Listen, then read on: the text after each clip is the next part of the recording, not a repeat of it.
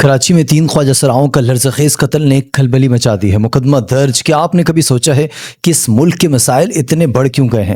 کبھی ٹیکس چوری، کبھی کرپشن، کبھی انسانی المیے، کبھی قانون شکن گینگ۔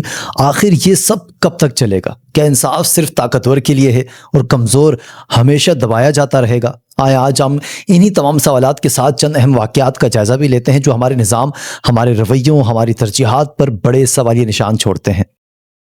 السلام علیکم، حق پاکستان نیوز کے ساتھ میں ہوں کاشف رضا۔ سب سے پہلے کراچی میں پیش آنے والے افسوسناک واقعے سے آغاز کرتے ہیں۔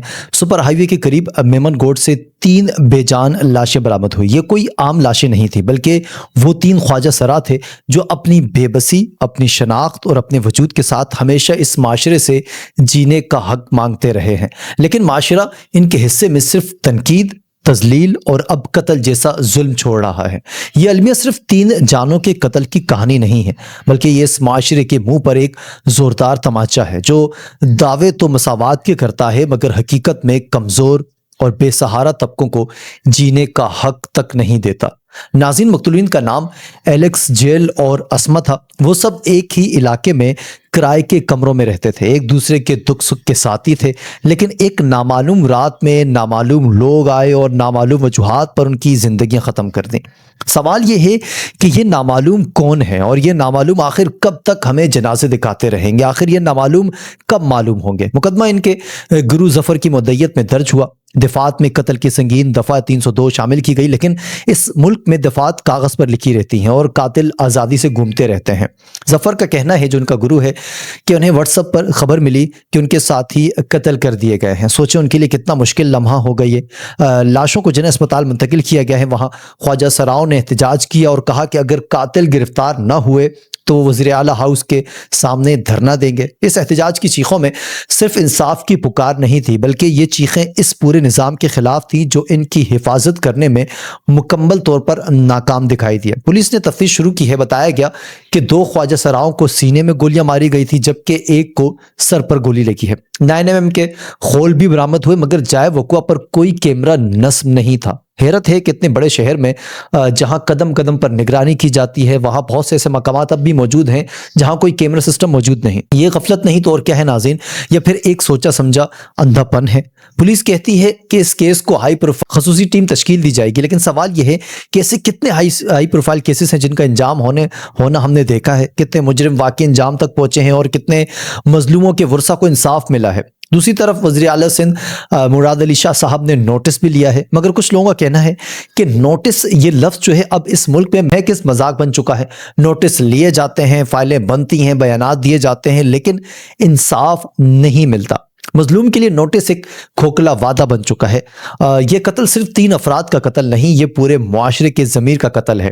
یہ اس نظام کی ناکامی ہے جو کمزوروں کی حفاظت نہیں کر پاتا۔ یہ اس ریاست کی بے حسی ہے جو نوٹس پر نوٹس لیتے ہیں مگر نتائج کبھی بھی موصول نہیں ہوتے۔ یہ واقعہ چیخ چیخ کر ہمیں بتا رہا ہے کہ انصاف کا نظام اب مر چکا ہے۔ اگر واقعی معاشرے کو بچانا ہے تو اب وقت آ چکا ہے کہ قاتلوں کو کیفر کردار تک پہنچایا جائے، ورنہ آئے دن اس طرح کے خونی واقعات ہم سب کے سامنے آتے رہیں گے۔ ناظرین، اب بات کرتے ہیں FBR اور جیولرز کی۔ یہ ملک جس کی معیشت دن بدن تباہی کے دہانے پر ہے، جہاں ہر عام آدمی بجلی، گیس اور آٹے پر ٹیکس دے رہا ہے، وہیں سونے جیسا منافع بخش کاروبار کرنے والے ہزاروں جیولرز اربوں روپے کی کمائی کے باوجود ٹیکس نیٹ میں آنے کو تیار نہیں ہیں۔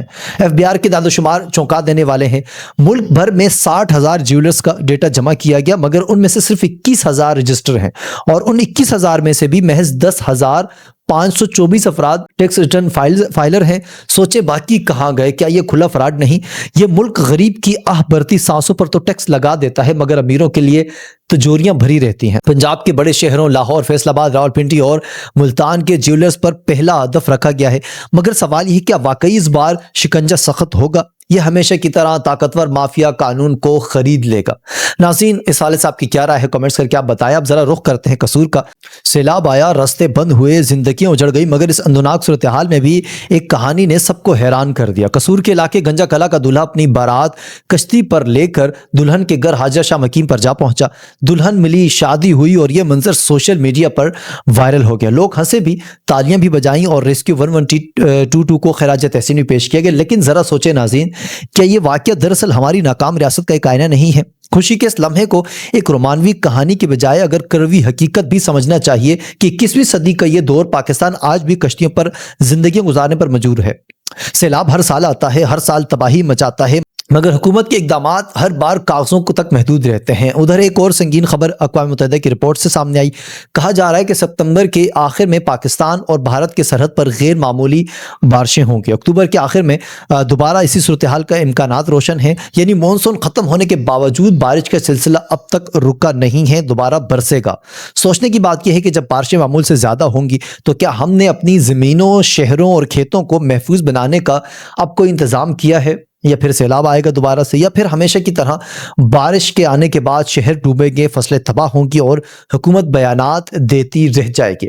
ناظرین، اقوام متحدہ نے خبردار کیا کہ صحرائی ٹڈیوں کی افزائش بھی انہی بارشوں سے متاثر ہو سکتی ہے، جس کا مطلب یہ ہے کہ ایک طرف سیلاب تباہی مچائے گا اور دوسری طرف ٹڈی دل ہماری زراعت کو کھا جائے گا۔ سوال یہ ہے کہ ایک زرعی ملک زرعی تباہی کے لیے کتنا تیار ہے؟ اب ذرا سندھ کی بات کر لیتے ہیں، جہاں پر قانون توڑنے والے گینگ اور کچے کے علاقے ایک مستقل ریاست بنے بیٹھے ہیں۔ کشمور کے کچے میں پولیس اور رینجرز نے آپریشن کیا، جس میں مغوی پولیس کانسٹیبل کو بازیاب کروا لیا گیا۔ فائرنگ کے تبادلے میں 3 ڈاکو مارے گئے اور 9 زخمی ہوئے۔ ان میں بدنام زمانہ خادم بھائیو بھی شامل ہے، جس کے سر پر 10 لاکھ روپے انعام بھی تھا۔ اب سوال یہ ہے کہ آخر یہ بھائیو گینگ اور دیگر جرائم پیشہ گروہ کب تک عوام کو یرغمال بنائے رکھیں گے؟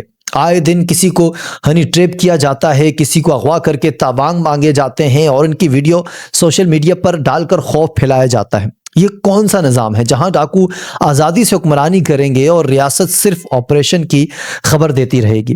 ناظرین، یاد رکھیں یہ وہی سندھ ہے جہاں چند ماہ پہلے کراچی کے 3 نوجوانوں کا اغوا کر کے تاوان مانگا گیا تھا۔ ان کی زنجیروں میں جکڑی ویڈیوز پر دل دہلا دیے جانے والی ویڈیوز بھی جاری ہوئی۔ اب سوال یہ ہے کہ اگر پولیس کانسٹیبل محفوظ نہیں تو ایک عام شہری کیا محفوظ رہ سکتا ہے؟ کیا عوام اپنی زندگی کو ڈاکوؤں کے رحم و کرم پر چھوڑ سکتی ہے؟ ناظرین، آخر میں کچھ سوالات ہیں جو آپ کو بتائیں گے کہ یہ سب واقعات ایک ہی تصویر کے حصے ہیں۔ کہیں خواجہ سراؤں کا مظلومانہ قتل تو کہیں ٹیکس چوری کرنے والے طاقتور تاجر، سیلاب میں ڈوبتی بستیاں، اقوام متحدہ کی بارشوں، ٹڈی دل کی وارننگز اور کچے کے ڈاکوؤں کی ریاست۔ کیا یہ سب کچھ اس بات کا ثبوت نہیں کہ ہم ایک ایسے نظام میں جی رہے ہیں جو کمزور کے لیے عذاب اور طاقتور کے لیے جنت بن چکا ہے؟ ناظرین، ان تمام صورتحال پر آپ کی کیا رائے ہے؟ کامنٹس کر کے آپ ضرور بتا سکتے ہیں، اور مزید اپڈیٹ کے لیے دیکھتے رہیں حق پاکستان نیوز۔ کاشف رضا کو اجازت دیجیے، اللہ حافظ۔